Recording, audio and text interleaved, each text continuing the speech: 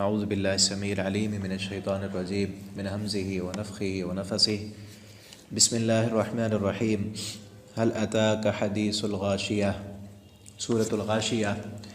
پچھلے سبق میں یہ بتایا تھا کہ نبی کریم صلی اللہ علیہ وسلم سورۃ الاعلی اور سورۃ الغاشیہ کو جمعہ کی نمازوں میں تلاوت کیا کرتے تھے، اور عیدین کی نمازوں میں بھی آپ صلی اللہ علیہ وسلم یہ دو صورتیں تلاوت فرمایا کرتے۔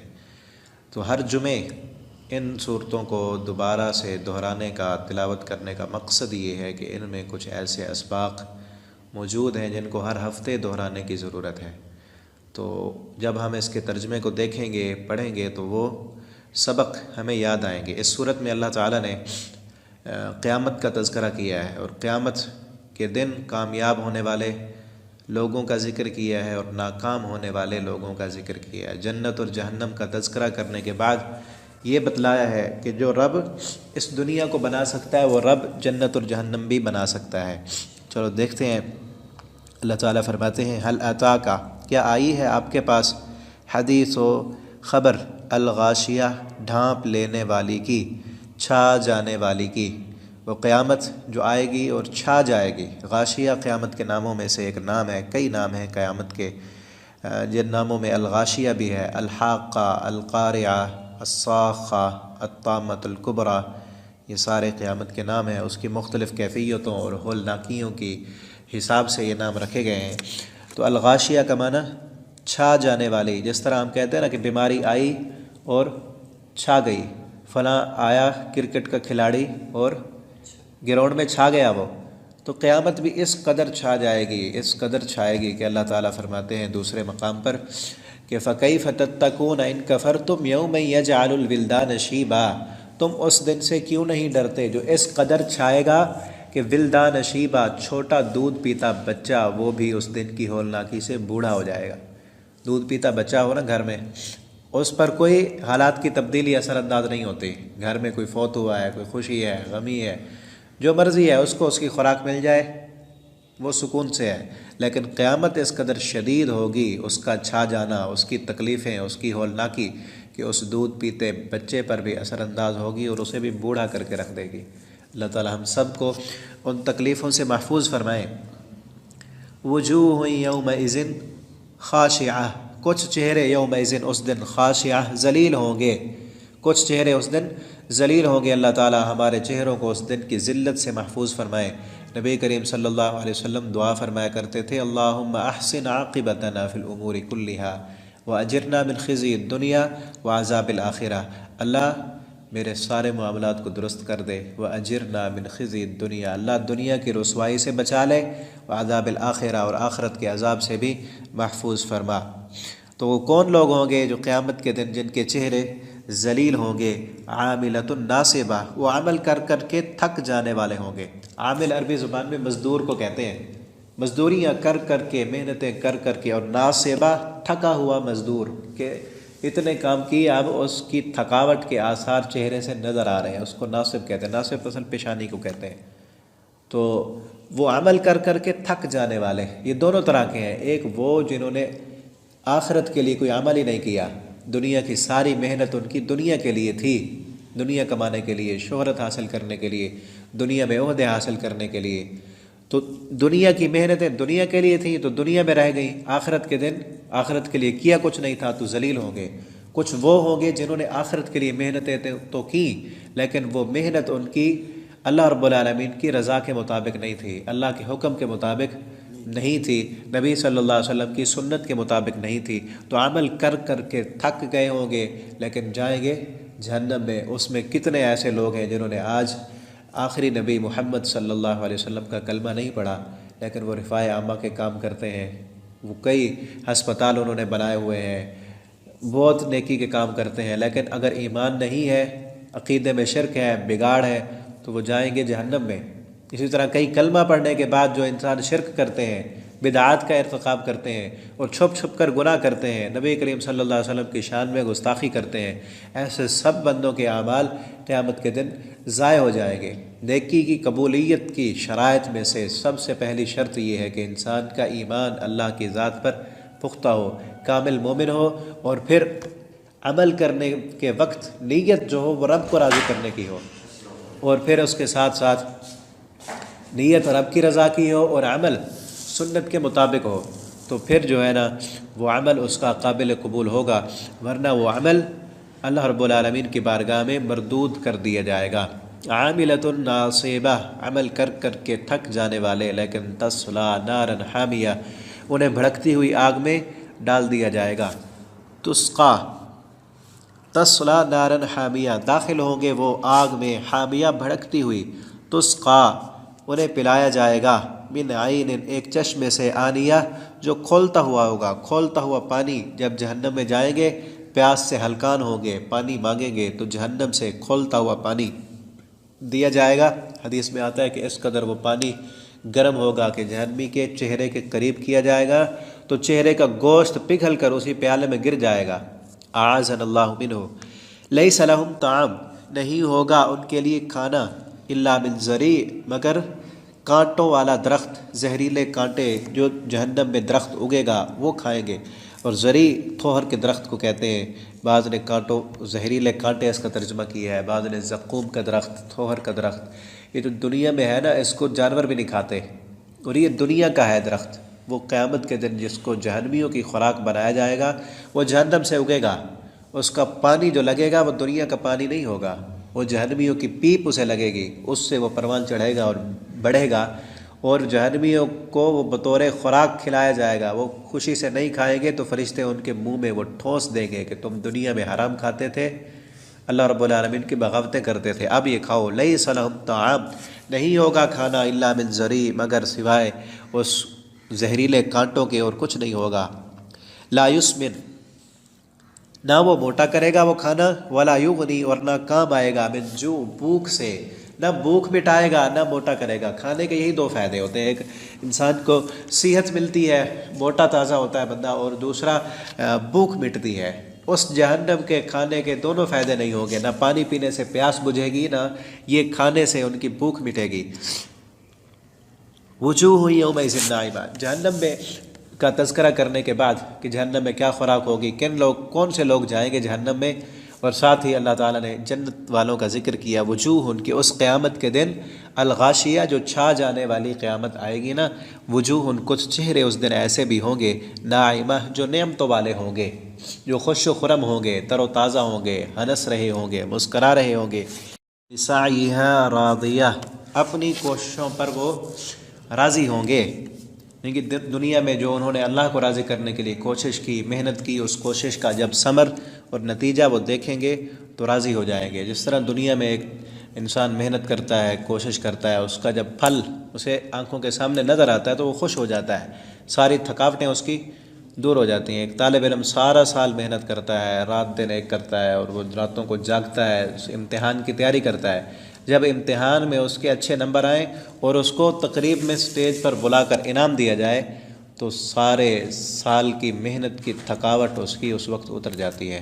جب اسے کہا جاتا ہے کہ یہ لو، یہ آپ کا انعام ہے، چاہے وہ انعام اس کی کوئی قیمت ہی نہ ہو، لیکن وہ جو وقت ہوتا ہے سب کے سامنے اسے جب بلا کر وہ پروٹوکول، وہ ایوارڈ اسے دیا جاتا ہے کہ یہ تمہارے لیے ہے اور اس ادارے کی طرف سے، اس کمپنی کی طرف سے تمہارا انعام ہے، تو اس کی سارے سال کی تھکاوٹیں اتر جاتی ہیں۔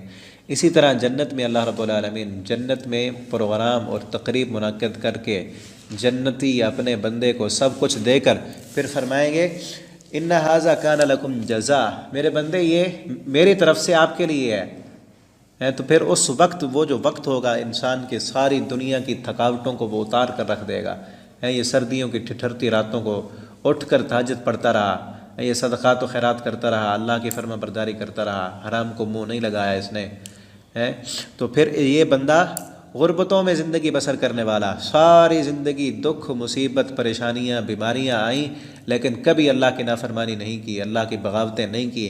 جب جنت میں جائے گا تو لسعیہا راضیہ، اللہ کو راضی کرنے کے لیے جو اس نے کوششیں کی ہوں گی، اللہ تعالیٰ اس کو ایسا ثمر دیں گے کہ اسے دیکھ کر یہ راضی ہو جائے گا۔ اللہ تعالیٰ ہم سب کو یہ کیفیت، یہ مقام نصیب فرمائے۔ قیامت کے دن اللہ ہمیں جہنم سے بچا کر جنت عطا فرمائے۔ پھر آگے اس جنت میں کیا ہوگا؟ فرمایا فی جنت عالیہ، وہ بلند و بالا جنت میں ہوگا، عالیہ بہت بلند۔ جنت جو ہے وہ ایک بہت بڑی سلطنت کا نام ہے، بہت بڑی، انسان کی سوچ میں بھی نہیں آ سکتی وہ جنت کی نعمتیں کیا ہوں گی۔ سب سے آخری جنتی جو ہوگا نا، کم درجے کا جنتی، سب سے چھوٹا جنتی، اس کو کتنی بڑی جنت ملے گی، اتنی بڑی جنت کہ آپ صلی اللہ علیہ وسلم نے فرمایا یہ دنیا اور اس دنیا جیسی 10 دنیا اور دنیا سے 10 گنا زیادہ بڑی جنت اس کو ملے گی جو سب سے چھوٹا جنتی، آخری درجے کا جنتی، جو اتنی بہت بڑی سلطنت کا نام ہے جنت۔ اس میں کیا ہوگا؟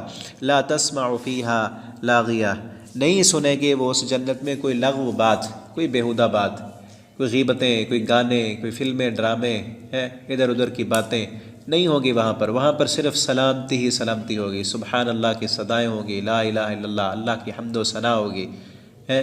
اور ساتھ میں کوئی دنیا میں ہوتا ہے نا جتنا مرضی آرام دہ بندہ گھر بنا لے، سکون کی جگہ بنا لے، لیکن قریب میں کہیں سے کوئی گانے کی آواز آتی ہے، کوئی لڑائی جھگڑے کی آواز آتی ہے، گالیوں کی آوازیں آتی ہیں، لیکن اللہ تعالیٰ فرماتے ہیں ہم جو جنت دیں گے سکون کی ایسی جگہ ہوگی کہ وہاں پر تمہارے قریب میں، تمہارے ہمسائے میں کوئی بھی ایسا نہیں ہوگا جو تمہیں لغو باتیں سنائے۔ تو لغو باتیں وہاں جنت میں سننے کے لیے بھی نہیں ملیں گی، تو لغو باتیں کہنے والے، لغو باتیں کرنے والے، لغو سے محبت کرنے والے، گانوں سے محبت کرنے والے، فلموں سے محبت کرنے والے، فلمیں بنانے والے، دیکھنے والے ہیں، وہ کہاں جائیں گے جنت میں؟ لا تسمع فیہا لاغیہ، نہیں سنیں گے اس میں کوئی لغو بات، فیہا عین جاریہ، اس میں ایک چشمہ ہوگا، جاریہ بہنے والا، جو ہمیشہ بہہ رہا ہوگا، فیہا اس جنت میں سرر مسندیں ہوگی، مرفوعہ بلند، بیٹھنے کے لیے، سونے کے لیے، لیٹنے کے لیے مسندیں ہوں گی بلند، واکواب موضوعہ، اور پیالے ہوں گے ترتیب کے ساتھ رکھے ہوئے، جن میں کچھ دودھ بھرا ہوا، کچھ میں پانی، کچھ میں شہد، کچھ میں شراب، تو وہ ترتیب کے ساتھ رکھے ہوں گے۔ اور سورۃ الدہر میں اللہ تعالیٰ فرماتے ہیں کہ وہ پیالے اٹھا کر خادم ادھر ادھر پھر رہے ہوں گے، گھوم رہے ہوں گے، وہ ایسے لگیں گے وَيُطَافُ عَلَيْهِمْ بِآنِيَةٍ مِّن فِضَّةٍ وَأَكْوَابٍ كَانَتْ قَوَارِيرَا، کہ وہ چاندی کے اور شیشے کے بنائے ہوئے پیالے اٹھا کر گھوم رہے ہوں گے جنت کے خادم، وہ ایسے لگیں گے جیسے آسمان پر ستارے نظر آتے ہیں، اس طرح ستاروں کی طرح وہ چمک رہے ہوں گے۔ جنتی بیٹھے ہوئے ہیں اپنے مسندوں پر ٹیک لگا کر اپنی حوروں کے ساتھ، اور شراب کے اور دودھ کے اور شہد کے پیالے جام بھرے ہوئے، وہ جنت کے خادم وہ چکر لگا رہے ہیں، جون سا چاہیے وہ خادم آ جائے گا۔ وَنَمَارِكُ مَصْفُوفَةً، اور تکیے مصفوفہ صفوں میں بچھے ہوئے ہوں گے، لگے ہوئے ہوں گے۔ وَزَرَابِيُّ مَبْثُوثَةً، اور مسندیں اور قالین مبثوثہ بچھا کر رکھی ہوئی ہوں گی۔ یہ ساری چیزیں جنت کی نعمتیں بیان کرنے کے بعد اللہ تعالیٰ فرماتے ہیں کہیں تمہارے عقل میں یہ بات نہ آ جائے کہ ابھی یہ کیسے ہوگی جنت، کس نے بنائی، اتنی بڑی تو آخری جنتی کو ملے گی، پہلے والوں کو تو اس سے بڑی ہوگی نا، تو وہ کہاں ہوگی، کیسے ہوگی، یہ جہنم کیسے ہوگی۔ بعض لوگ عقل کا جب استعمال کرتے ہیں نا تو پھر وہ مار کھاتے ہیں، انکار کر دیتے ہیں جنت اور جہنم کا بھی۔ تو اللہ تعالیٰ فرماتے ہیں افلا ينظرون الى الابل کیف خلقت، اس رب کو تم جانتے ہو نا جس نے اس اونٹ کو بنایا، اس اونٹ کو دیکھو، افلا ينظرون، کیا پھر وہ دیکھتے نہیں، الى الابل اونٹ کی طرف، کیف خلقت، کس طرح اس کو بنایا ہے، کتنی بڑی اس کی گردن، اس کی کوہان، اس کے لمبی لمبی اس کی ٹانگیں، اتنا بڑا مخلوق ہو کر پھر ایک چھوٹا سا بچہ اس کے ہاتھ میں اس کی مہار دے دو، اس کے پیچھے فرما بردار بن کے چل رہا ہوتا ہے۔ جس رب نے یہ اونٹ بنایا ہے نا، وہ رب جنت بھی بنا سکتا ہے اور جہنم بھی بنا سکتا ہے۔ وَإِلَى السَّمَاءِ، اور آسمان کی طرف نہیں دیکھتے، کئی فروفیت، کس طرح بلند کر دیا ہے۔ جس رب نے اس آسمان کو بنایا ہے نا، وہ رب یہ جنت بھی بنا سکتا ہے، جہنم بھی بنا سکتا ہے، مرنے کے بعد تمہیں دوبارہ زندگی بھی دے سکتا ہے اور تم سے سوال بھی کر سکتا ہے۔ جس رب نے اس آسمان کو اونچا کر دیا کہ تمہاری پہنچ سے بھی دور ہے۔ وَإِلَى الْجِبَالِ، اور پہاڑوں کی طرف نہیں دیکھتے، کیف نصبت، کیسے ہم نے ان کو گاڑ دیا ہے۔ جس رب نے یہ پہاڑ بنائے ہیں نا، وہ رب جنت جہنم بھی بنا سکتا ہے۔ سارا نظام جس نے چلایا ہے وہ اگلا نظام بھی اس نے اس کا بھی انتظام کیا ہوا ہے۔ وَإِلَى الْأَرْضِ، اور اس زمین کی طرف نہیں دیکھتے، کیف سطحت، کیسے ہم نے اس کو بچھا دیا ہے۔ تو یہ کام جو رب کر سکتا ہے وہ رب جنت جہنم بھی بنا سکتا ہے۔ فذکر، اے میرے نبی پس آپ ان کو نصیحت کرتے رہے، انما بے شک انت مذکر، آپ تو نصیحت کرنے والے ہیں۔ آپ کا کام نصیحت کرنا ہے، زبردستی دین کی طرف لانا یہ آپ کی ذمہ داری نہیں ہے۔ لستا نہیں ہے آپ علیہم ان پر بمسیطر کوئی داروغہ، کوئی آپ داروغے نہیں ان پر کہ زبردستی مار کر ان کو دیندار بنانا ہے، یہ تو ہم نے بھی نہیں کیا۔ ہر کسی کو اختیار دیا ہے کہ وہ آئے فرما بردار بنے، لیکن اللہ رب العالمین نے سب کو عقل دی ہے، ہر انسان کو عقل دی، فہم دیا، شعور دیا، اور پھر ہدایت کے لیے، رہنمائی کے لیے راستے کھول دیے، پیغمبر بھی بھیج دیے، قرآن بھی بھیج دیا، اور کئی دفعہ وہ ہدایت، وہ اس کے دل میں ہدایت کی کرن پھوٹتی بھی ہے۔ کوئی انسان مان لے تو اس کا فائدہ ہے، جو نہ مانے نا، ہدایت کئی دفعہ آئے اس کے پاس، آنکھیں کھلیں اس کی، پتہ چلے، دل میں بات آئے کہ یہی حق ہے، لیکن وہ اس اپنی ہدایت کو دبا دے، نہ مانے، اپنی برادری کی مجبوریوں کی وجہ سے، اپنی دنیا کی ترقی میں رکاوٹ آنے کی وجہ سے وہ اس ہدایت کو قبول ہی نہ کرے، تو پھر زبردستی نہیں ہے کسی پر۔ لست علیہم بمسیطر، آپ کو ان پر داروغہ نہیں، زبردستی کرنے والے نہیں، الا مگر من وہ بندہ تولا جو منہ موڑ جائے گا، اس نصیحت سے منہ موڑے گا، تو پھر کیا ہوگا؟ فَيُعَذِّبُهُ اللَّهُ، تو ان قریب عذاب دے گا ان کو اللہ، عذاب الاکبر، بہت بڑا عذاب۔ ان الینا، بے شک ہماری طرف، ایابہم ان کا لوٹنا ہے۔ یہ جہاں تک بھاگتے ہیں نا بھاگ لیں، کہاں تک بھاگیں گے؟ مرنے کے بعد آنا تو ہماری طرف ہے نا۔ جس طرح دنیا میں کوئی کہے نا، بڑا ادارے کا بڑا کہے یا باپ کہے اپنے بیٹے کو، یا کوئی بادشاہ کہے کہ ان کو ہم نے مہلت اور ڈھیل دی ہے، جہاں تک بھاگتے ہیں بھاگ لیں۔ کہاں بھاگیں گے؟ کہاں جائیں گے؟ تو اللہ تعالیٰ فرماتے ہیں کہاں جائیں گے؟ مجھے چھوڑ کر، میرے در کو چھوڑ کر کہیں جا ہی نہیں سکتے۔ سورۃ الرحمن میں اللہ تعالیٰ فرماتے ہیں یا معشر الجن والانس ان استطعتم ان تنفذوا من اقطار السماوات والارض فانفذوا، اے جنوں اور انسانوں کی جماعت، اگر میری اس زمین کو چھوڑ کر کہیں بھاگنا چاہتے ہو نا تو بھاگ کر دکھاؤ، بھاگ سکتے ہو؟ تو انسان کہیں بھی نہیں بھاگ سکتا۔ اللہ تعالیٰ فرماتے ہیں یہ کہیں نہیں بھاگ سکتے۔ ان الینا ایابہم، آخر کار ان کی آخر جو ہونے والی ہے وہ ہماری طرف ہے، ہماری طرف ہی آئیں گے یہ۔ ثم ان علینا حسابہم، پھر ہمارے ذمہ ہے ان کا حساب لینا۔ یہ آج نصیحت پر عمل کریں گے، مان لیں گے تو ان کا فائدہ ہے، نہیں مانیں گے تو پھر کہاں تک بھاگ لیں گے، کتنی عیاشیاں کر لیں گے، کتنی بدماشیاں کر لیں گے، کتنی نافرمانیاں کر لیں گے، موت تک نا۔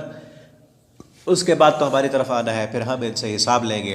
آپ صلی اللہ علیہ وسلم دعا فرمایا کرتے تھے اللہم حاسبنی حسابا یسیرا، اللہ ہم سے آسان حساب لینا۔